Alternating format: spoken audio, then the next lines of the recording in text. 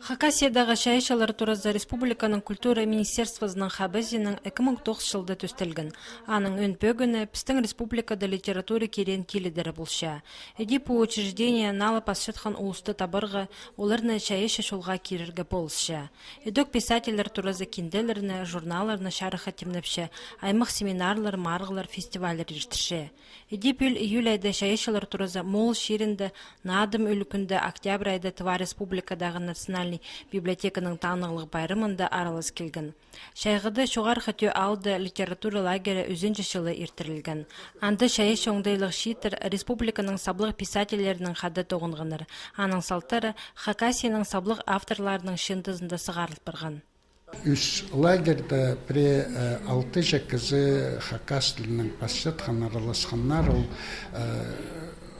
Разумов Николай болған, Сагатаев Алеша болған, Сагатаев 16 жылда ол стипендиант, біздің правительственің бастығының стипендиясын алша.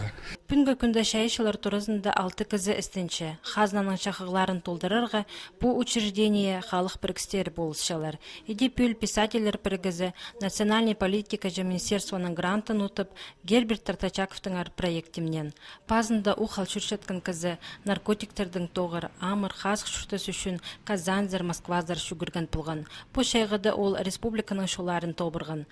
Істінес министерствозының грантына писательлер біргізі олғанырға 4 кенде Галина Григорьевнаның саны жақ сығарға оға келістері тұсқа балаларға ұмдытылпаған емелерді қаттап көдіріп.